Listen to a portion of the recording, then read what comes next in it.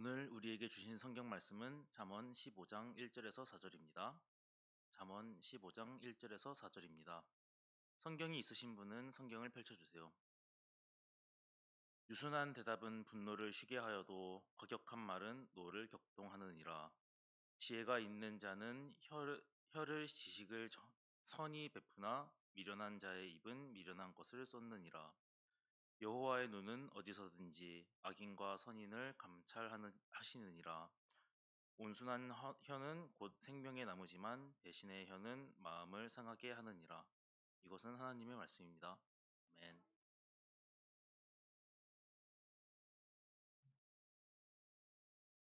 기도하겠습니다.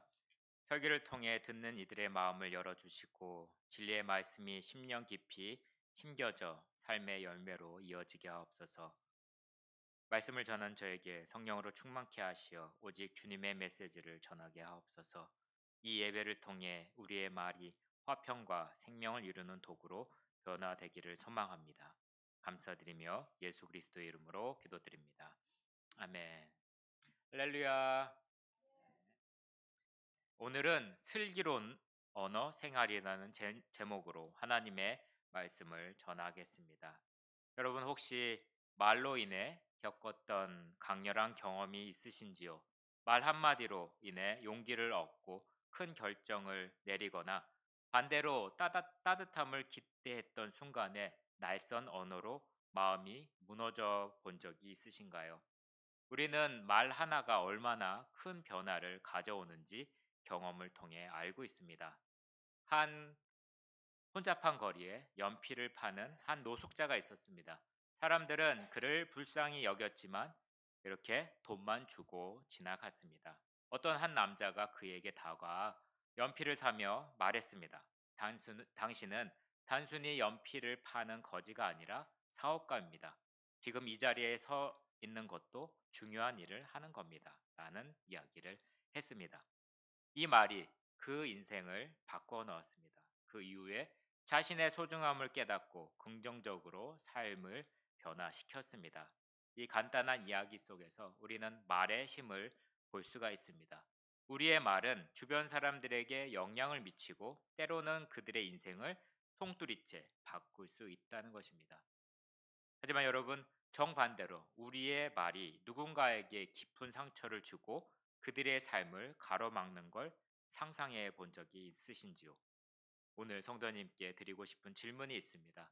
성도님께서 하시는 말은 지금 어떤 심으로 사용되고 있나요? 매일 우리가 쏟아내는 말 한마디 한마디가 가족에게, 이웃에게, 그리고 자신의 내면에 어떤 영향을 미치는지 생각해 보신 적이 있으신지요? 오늘 말씀 잠언 15장 1절에서 4절의 말의 힘에 대해서 명확히 알려줍니다.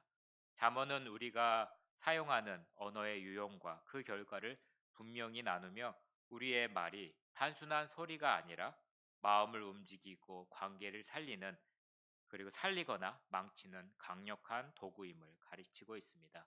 이 짧은 성경 구절 속에 말의 본질과 그 영향력이 얼마나 중요한지 깨달을 수가 있습니다. 오늘 우리가 이 본문을 통해 나눌 핵심 메시지는 바로 이거입니다. 온유한 대답은 분노를 잠재우고 지혜로운 말은 사람을 세우며 온순한 혀는 생명을 살리는 열쇠가 됩니다. 오늘 이 말을 통해 어떤 변화를 이어갈 수 있는지 세 가지 관점으로 살펴보겠습니다. 한번 같이 읽어볼까요? 시작. 네, 아멘.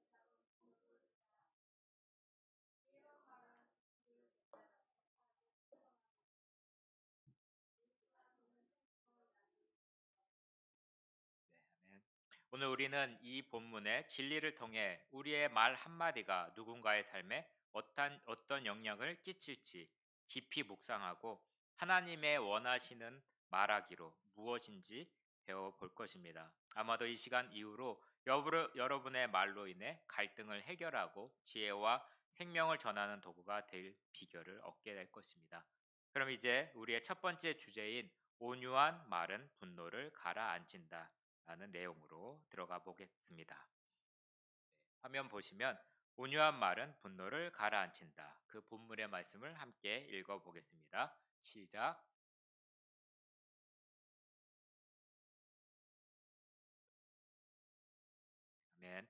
온순한 말 한마디가 긴장과 분노를 녹이는 열쇠가 될 수 있다는 것입니다. 히브리 사회에서 말이 곧 사람의 인격과 연결된다고 믿었습니다. 한 사람의 말이 그 사람의 내면과 인격과 연결된다고 믿었던 것입니다. 한 사람의 말이 그 내면과 신앙의 상태를 드러냅니다. 이러한 맥락에서 온유한 말은 단순히 침착하거나 부드러운 어투가 아니라 사랑과 경건함을 표현한 영적이다 못해 신성한 방식으로 평가된다는 것입니다. 오늘 말씀에서 언급한 것처럼 말의 유순함은 화평과 화해를 가져오는 중요한 도구로 사용됩니다. 신학적으로 본다면 온유함은 하나님의 속성과 직결됩니다. 성경 전체에서 하나님은 인내와 사랑, 자비를 통해서 온유함을 직접적으로 보여주십니다. 우리의 인간의 죄를 보시면 알 것입니다. 우리의 죄에 대해서 심판을 연기하시고 계속해서 회복의 기회를 주심으로 분명히 드러납니다. 또한 예언자들, 이사야와 같은 예언자들과 시편에서 하나님의 인자하심과 자비가 창조 세계와 인간을 향한 부드럽고 섬세하게 펼쳐지는 모습을 나타나게 됩니다. 이러한 온유함은 단순히 연민의 차원이 아닙니다. 자신의 권위를 겸손히 낮추며 사람들을 살리려는 구속적 사랑의 표현이라는 것입니다. 예수님은 어떤 삶을 사셨습니까? 마태복음 11장에 보시면 예수님을 뭐라고 표현하냐면 나는 마음이 온유하고 겸손하니라고 자신을 이렇게 정의하셨습니다. 예수님의 살던 그 세상은 폭력과 분노로 난무했던 상황에도 예수님은 화해와 평화를 선포하는 본질적인 모습을 보여주셨습니다. 그런 것들이 성경에 나와 있습니다. 예수님께서는 죄를 정죄하거나 깎아내리기보다는 그들의 연약함을 공감하시고 새로운 삶의 기회를 주셨습니다. 모두가 다 기억할 내용입니다. 가늠하다 붙잡힌 여인에게 어떻게 하셨나요? 정죄하지 않고 온유하게 그녀에게 돌아갈 기회를 주신 사건은 예수님의 온유함을 나타나는 대표적인 사례라고 할 수 있습니다. 예수님은 비록 전능한 권위를 가졌음에도 불구하고 화를 내는 대신 경쟁을 하는 대신에 특히 치유와 가르침을 통해 긍정적인 방향으로 이끌었습니다. 제자들은 어떤 모습이었을까요? 예수님의 말대로 잘 따랐던 사람들일까요? 여전히 이해가 부족하고 하지 못했던 모습 가운데 예수님은 참고 온유함으로 결정을 보여주셨습니다. 십자가에서는 어떤 이야기를 하셨나요? 극한의 상황에서 대적자들을 용서하시며 아버지께 기도합니다. 저들을 용서하여 주옵소서라고 기도했던 것을 모두가 아실 것입니다. 이는 온유함에서 어떻게 폭력과 증오 속에서도 사랑으로 이를 극복할 수 있는지를 보여줍니다. 오늘날 온유함은 인간관계에서 분노를 치유하는 강력한 도구로 작용할 수가 있습니다. 우리는 쉽게 분노하고 오해 속에서 빠질 수 있지만 온유한 사람은 갈등 가운데서도 정제된 말과 행동으로 화해를 이끌어낼 수 있다는 것입니다. 오늘 읽은 5장 4절에 보시면 온유한 혀는 생명나무라고 했고요. 또한 에베소서 4장 2절에는 겸손과 온유로 인내하며 사랑 가운데 서로 용납하라는 말씀을 하고 있습니다. 현대인의 삶에서 온유함은 갈등 관리와 관계 회복에서 핵심적인 역할을 할 수가 있습니다. 여기에서 온유함의 원칙을 실천할 때 나타나는 것들이 있습니다. 한번 화면을 통해서 같이 읽어 보시도록 하겠습니다. 시작.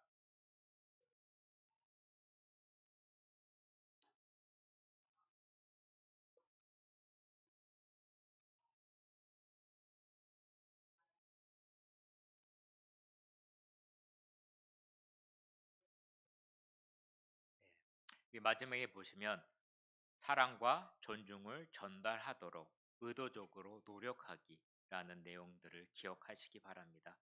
고대 히브리 사회나 성경적인 언어를 살펴본다면 온유함은 단순히 성격적 요소를 넘어서 하나님의 선품과 예수님의 봄을 따르는 거룩한 도구임을 알 수 있을 것입니다. 그냥 평범한 말이 아닙니다. 이것은 사랑과 화해를 선택할 때 나타날 수 있는 것이라고 생각할 수 있습니다. 온유함은 폭력적이고 파괴적인 소통을 넘어선 방식이자 하나님의 나라의 가치를 드러내는 강력한 증거가 된다는 것입니다. 온유로 우리의 말과 행동을 채운다면 우리는 관계 속에서 평화와 화해를 이루어 갈 것입니다.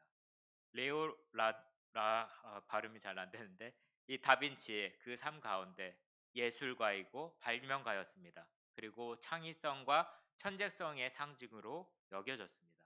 또한 하지만 그는 여전히 인간적인 감정을 가진 사람이었습니다. 분노도 내고 실수를 경험하기도 했습니다. 어느 날 그 화실에 누가 들어왔냐면 어린 아이들이 들어와서 재밌는 것들이 참 많잖아. 이것저것 만지고 뛰어다니고 하다가 결국은 물통을 엎질렀습니다. 그 상황에 참고 있다가 아이들에게 버럭 화리를 내려 아이들을 쫓아버렸습니다. 그러고 나서 그림을 그리기 시작했는데 그림이 그려질까요? 어떨 것 같나요? 더 이상 작업을 할 수가 없었습니다. 그들이 이 상황을 생각하면서 그는 생각했습니다. 나이가 너무 아이들에게 잘못했던 것을 깨닫고 아이들을 다시 불러서 아이들에게 진심으로 사과를 했다고 합니다. 이 사과를 통해서 그의 마음의 평안을 얻고 다시 작업을 시작할 수 있다는 내용이 있습니다. 이러한 아이들의 천진난만함을 인정하는 받아들이는 순간 그는 다시 본래의 창의성과 작업의 흐름을 찾아갈 수 있다는 것입니다. 우리가 분노할 때 창의성이 없어지고 영감이 사라지고 끊어질 수밖에 없다는 것입니다. 분노하지 않고 온유할 때는 영적인 평화와 생산성을 회복할 수 있다는 것을 이 이야기를 통해서 보여준다는 것입니다. 온유함은 새로운 창조의 에너지를 회복할 수가 있습니다. 그래서 우리가 하는 것들, 우리가 원하는 것, 앞으로 하는 것들이 이루어질 수 있다는 것입니다. 그래서 화가 하나님의 의를 이루지 못하는 말씀을 지난주에 드린 것 같습니다. 이 이야기를 통해서 우리는 온유하고 겸손을 선택해야 한다는 것입니다. 내가 선택을 할 수가 있습니다. 이렇게 의지적으로 노력하고 연습할 때 우리는 분노하는 사람이 아니라 온유한 사람의 모습으로 살 수 있다는 것입니다. 가정에서도 마찬가지입니다. 직장에서도 교회에서도 마찬가지입니다. 이러한 우리의 온유함이 펼쳐질 때 그 공동체와 사회는 하나님의 열린 그 형통의 길로 갈 수 있다는 것입니다. 온유함은 힘없는 태도가 아닙니다. 오히려 가장 강력한 방식으로 갈등을 해결하고 관계와 자신을 새롭게 변화시키는 영적인 힘을 이야기하고 있습니다. 하나님 앞에서 먼저 우리의 마음을 돌이켜야 합니다. 관계의 긴장 속에서 유순한 대답을 통해서 하나님의 평화를 이루시는 사람이 되기를 간절히 소망합니다. 온유함으로 이렇게 첫 번째 단추를 시작이 마련했다면 이제는 지혜로운 말이 그 상황을 더욱 풍성하게 만든다는 것이 될 수가 있습니다. 두 번째, 지혜로운 자의 말은 생명을 키운다. 그 말씀을 함께 읽어보겠습니다. 시작.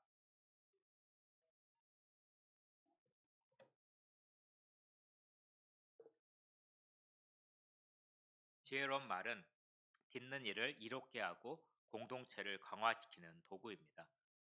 히브리인들은 지혜와 지식을 입으로 통해 전수를 했습니다. 지혜로운 사람의 말은 사람들을 올바로 이끌며 공동체를 성장시키는 중요한 수단이었습니다.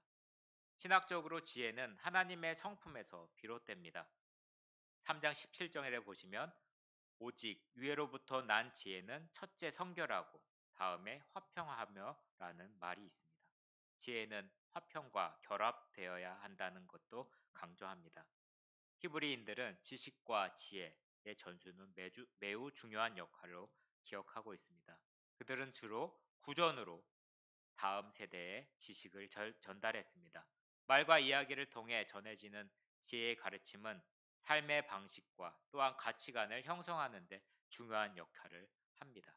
이런 모든 것들이 하나님의 말씀을 통해서 하나님의 성품과 뜻을 시작된다는 점을 기억하시기 바랍니다.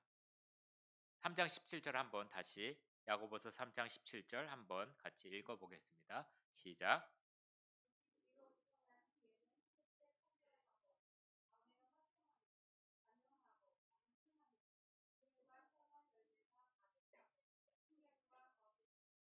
아멘. 참된 지혜는 단순한 지식이 아니라 도덕적으로 영적인 특성을 포함하는 하나님의 선물이라는 것입니다.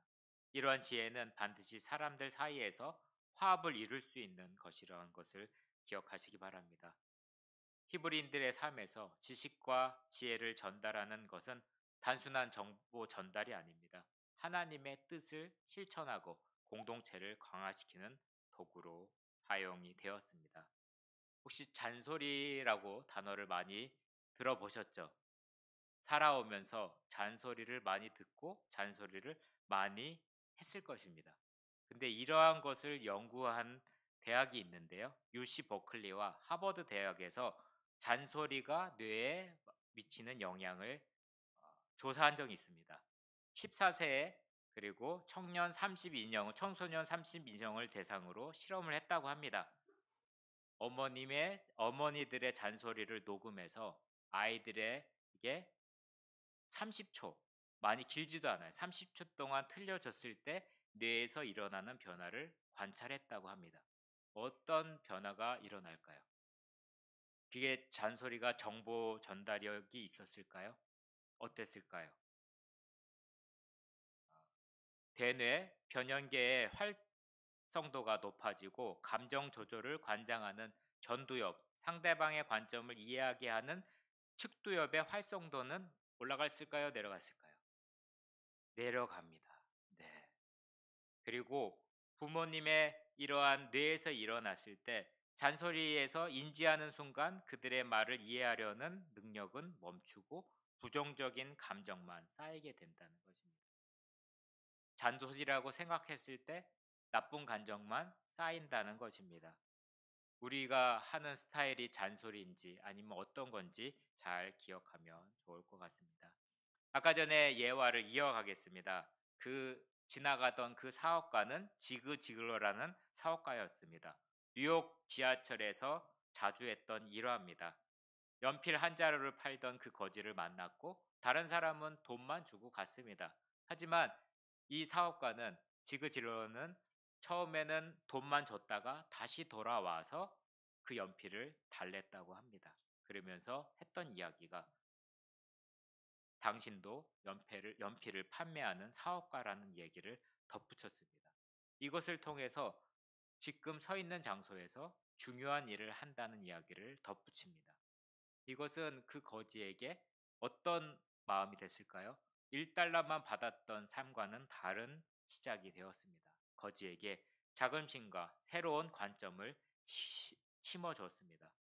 단순히 물리적으로 가난한 사람이 아니라 자신을 자발적으로 노력을 통해 가치를 창출하는 사업가로 보여 이야기를 했던 것입니다. 이렇게 자신의 삶을 바꿔 나가기 시작합니다. 그래서 이 이야기를 들은 거지도 결국에는 성공한 사업가로 거듭났다는 이야기가 있습니다. 이렇게 우리의 말 한마디를 통해서 사람이 변화될 수 있다는 것입니다. 여러 번 이야기했던 것처럼 물에도 그리고 생명체에도 우리의 말을 통해서 그 생명체 식물들이 아플 수도 있고 회복될 수 있다는 말을 자주 했습니다. 모든 에너지, 우리의 모든 물건들이 에너지로 민감한 반응을 보입니다. 말의 진동과 의도가 인간과 같은 생명의 삶 가운데 얼마나 큰 영향을 미치는지 우리는 깨달아야 한다는 것입니다. 우리의 입을 말할 때 생각하면서 이야기할 필요가 분명히 있다는 것입니다. 의사소통의 도구가 아닙니다. 정보의 전달의 도구가 아니고 세상을 변화시키는 그 창조적인 도구가 우리가 말하는 말이라는 것입니다. 좋은 말이 한마디가 청량빛을 갚는다는 속담이 있듯이 우리의 말은 세상을 구성하는 가장 실천적인 지혜가 될 수가 있습니다. 매일 하나님의 말씀 안에서 말의 지혜를 구하고 이를 통해 사람들을 세우는 말을 하시기 바랍니다. 한마디 한마디를 선택할 때 자신에게 묵상하십시오. 이 말이 누군가의 삶을 성장시키는 도구가 될 수 있을까? 아니면 해치는 말이 될 수 있을까? 지혜로운 말이 사람에게 유익을 주었다면 이제 하나님의 원하시는 것은 온순한 말이 생명을 집어넣는 것을 확실히 알 수가 있다는 것입니다. 세 번째, 온순한 혀는 생명나무와 같다라는 내용을 함께 읽어보도록 하겠습니다. 시작.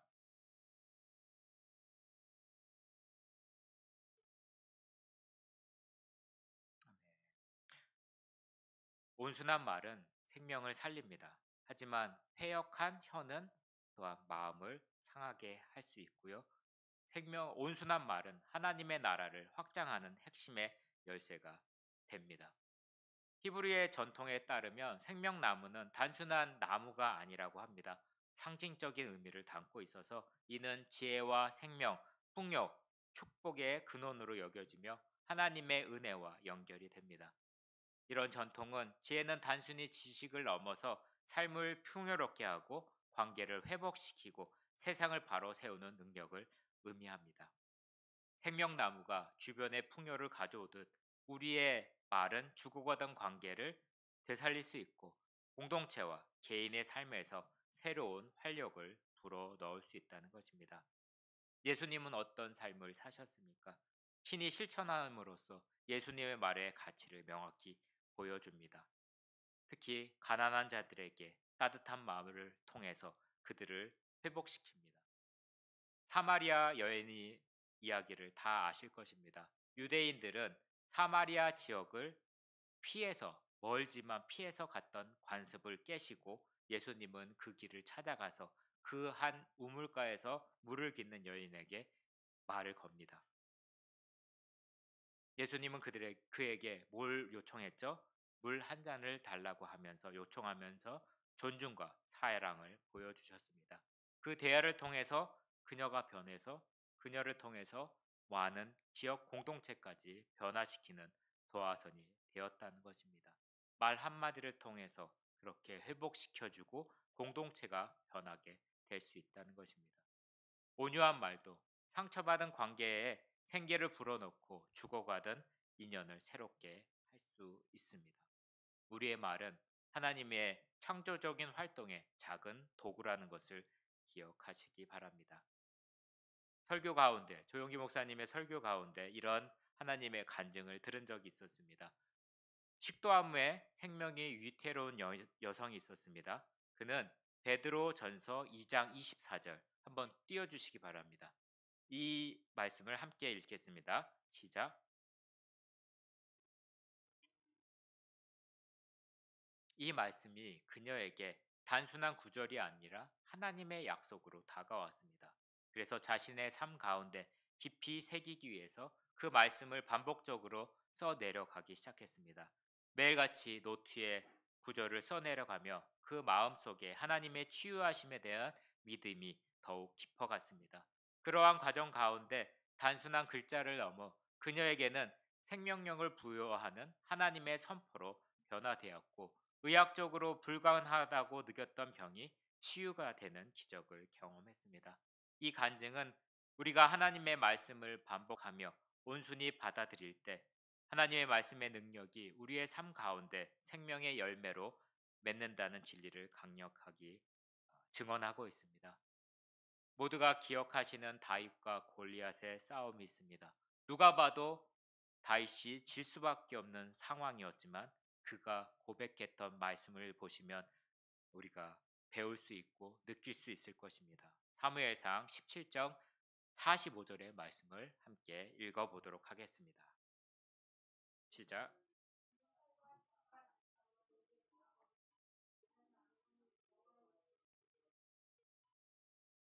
아멘.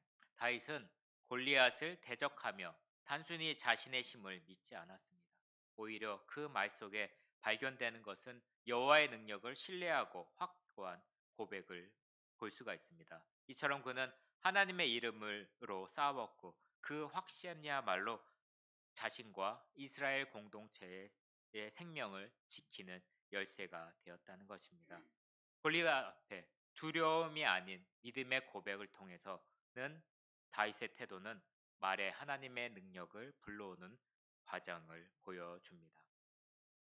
말은 단순한 소리의 이상의 힘을 가지고 있으며 하나님의 말씀과 연결될 때 그것은 생명을 창조하는 도구가 됩니다. 간증을 통해서 또한 성경의 말씀의 스토리를 통해서 이렇게 병든 자를 회복시켜 주시고 또한 싸움에서 이길 수 있는 것을 보여줍니다. 이것이 단순히 과거의 일, 남의 일이 아니라 나의 일, 나의 가정의 일이 되어야 한다는 것입니다. 우리가 믿음의 말을 통해서 생명과 회복을 가져오는 강력한 도구로 그것을 사용해야 합니다. 죽이는 도구가 아니라 사람을 살리는 도구로서 우리가 말을 해야 한다는 것입니다. 하나님은 여전히 말씀을 통해 우리 가운데 역사하고 계십니다. 우리의 연약한 말조차 그분의 능력 안에서 강력한 생명의 통로로 사용하고 있습니다. 우리의 일상 속에서 말 한마디가 사람의 영혼과 마음에 생명의 강을 만들 수 있습니다. 온유하고 생명을 건설하는 말을 통해 하나님의 나라를 확정하도록 자신의 입술을 점검하고 매번 그런 말로 이웃을 세웠는지 돌아보아야 할 것입니다. 하나님께서 우리의 입술을 통해 세상을 변화시키는 살리는 도구로 사용합니다. 온유한 혀로 열매 맺는 삶을 살도록 다짐할 것입니다. 사랑하는 성도님, 오늘 우리는 말씀을 통해 입술과 혀가 단순히 의사소통의 도구가 아니라 생명과 죽음의 열쇠임을 배웠습니다. 잠언 15장 1절에서 4절 온유한 말이 얼마나 강력한지 그리고 지혜롭고 온유한 혀가 생명을 살리는 생명나무와 같음을 분명히 가르쳐주고 있습니다. 상처를 치유하고 관계를 회복시키며 공동체를 새롭게 할 것입니다. 화면을 한번 보여주시기 바랍니다. 이 진리로 실제로 적용할 필요가 있습니다. 함께 읽겠습니다. 갈등의 순간에 온유한 대답을 선택하라. 지혜로운 말을 연습하라. 생명을 낳는 온수한 혀를 지니라. 이렇게 우리의 삶 가운데 되기를 간절히 소망합니다. 우리의 말의 힘이 없다고 과소평가하시지 마시기 바랍니다. 하나님은 우리의 말을 통해서 놀라운 일을 이루실 것입니다. 믿음으로 드리는 온유한 말은 가정과 직장, 세상 속에서 하나님의 나라를 확장하는 도구가 될 것입니다. 이제 변화된 말의 삶을, 슬기로운 말의 삶을 시작할 것입니다. 간단한 한마디일지라도 온유와 지혜로 가득한 말로 누구에게 생명의 문을 열어줄 것입니다.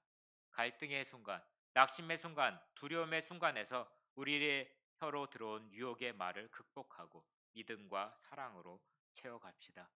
여러분의 말이 이미 또 다른 누구에게 세워지고 있음을 기억하시기 바랍니다. 세대를 잇는 축복의 유산, 생명을 재건하는 언어, 그 모두는 하나님께 주신 선물입니다.